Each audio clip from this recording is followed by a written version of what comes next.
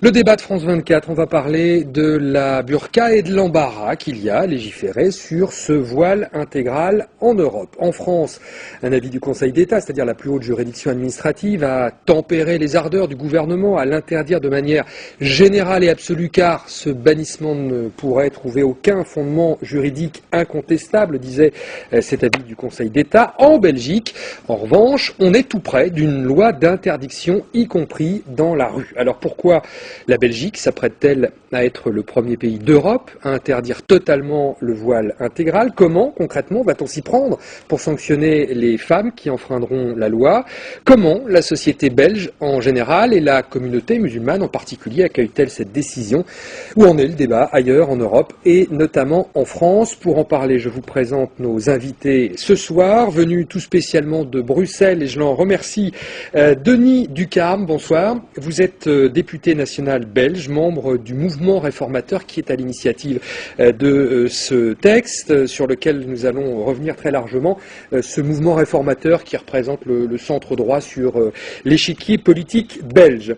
En face de vous, Éric Raoult, lui aussi député mais français. Bonsoir et merci d'être là. Bonsoir. Vous êtes notamment rapporteur de la mission d'information sur le port du voile intégral sur le territoire français. On a eu l'occasion d'ailleurs de vous accueillir à plusieurs reprises sur ce plateau. Mission, je le rappelle, qui prône une prohibition limitée au service public.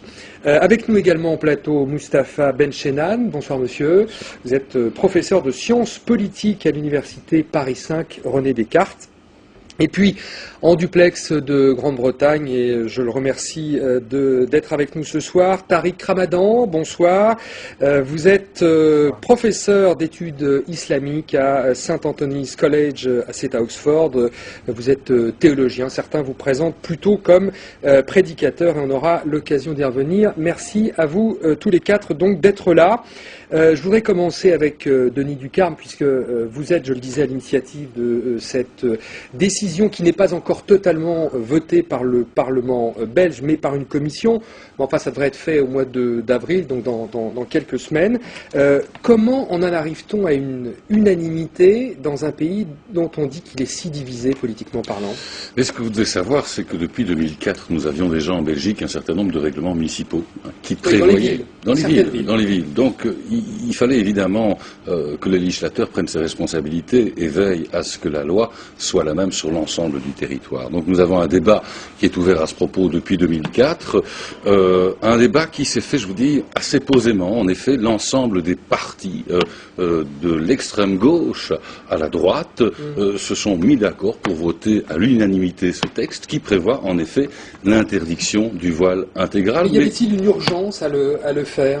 Écoutez, nous en discutons depuis 2004, donc nous avons vraiment pris notre temps, nous avons analysé l'ensemble des arrêtés de la Cour européenne des droits de l'homme, afin de voir si nous étions en effet tout à fait en conformité avec le droit international et européen, et c'est pour cette raison que nous motivons la proposition adoptée hier en commission de l'intérieur sur la question de l'ordre public. C'est une question de bon sens, à notre avis, de ne pas permettre qu'un certain nombre de gens se retrouvent masqués dans la rue, dans l'ensemble des lieux accessibles au public. Quel symbole cette loi entend-elle porter? La sécurité publique. L'ordre public, est-il normal que les personnes se voilent le visage, apparaissent masquées dans l'ensemble des lieux publics? On a eu évidemment un certain nombre d'infractions. Je sais que dans la région parisienne, il y a eu un braquage qui a été perpétré par des personnes qui étaient déguisées en burqa. Donc pour nous, nous estimons en effet que les individus doivent rester tout à fait identifiables dans les lieux publics. Alors on va aller voir un reportage tourné par un de nos envoyés spéciaux en Belgique, mais Tariq Ramadan, je voudrais peut-être une première réaction à ce qui se prépare donc en Belgique, c'est-à-dire une interdiction totale de la burqa partout, dans la rue et dans tous les lieux publics.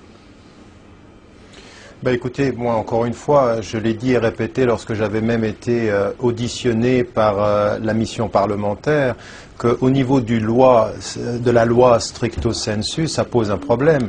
La question de la sécurité et de l'ordre public ne sont pas en cause, car en général, les femmes qui portent le voile intégral ou qui se couvrent le visage acceptent d'enlever ce voile au moment où il y a des questions de sécurité, quand il s'agit de prendre un enfant dans des situations de police. Là, on est en train de jouer sur une lecture de la loi extrêmement extensive en pensant que c'est cela qui permettra effectivement de la rendre acceptable au niveau européen.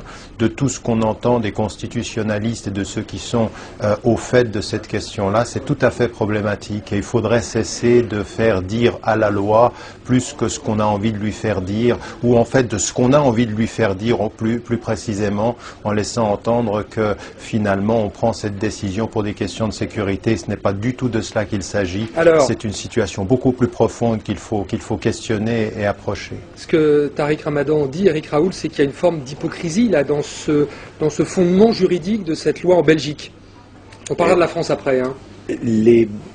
Nos amis belges ont une situation différente au niveau constitutionnel. Ils ont abordé ce problème d'abord, vous l'avez rappelé, par les collectivités locales. Mais il y a un problème identique, qui n'est pas dû à la présence de l'islam en Belgique. C'est dû simplement au fait, et Tariq Ramadan le reconnaît d'une certaine façon, on ne peut pas avoir d'échange avec l'autre quand le visage est masqué.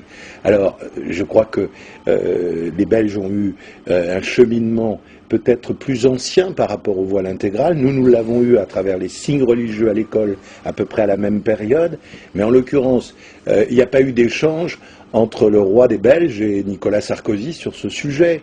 Donc il faut qu'on trouve une solution pour éviter que ce problème ne devienne un dossier de conflit entre...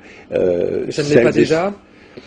Écoutez, nous souhaitons en France essayer de trouver quelque chose qui soit un peu reconnu. Lorsque nous avons fait le service public, c'était bien souvent parce que ces jeunes femmes interrogées nous avaient dit, comme Tariq Ramadan le rappelle d'ailleurs, mais moi quand je vais dans l'avion pour retourner au pays ou quand je vais à la banque ou à la poste et tout, j'accepte de le retirer. Dans tout le service public, j'accepte de le retirer.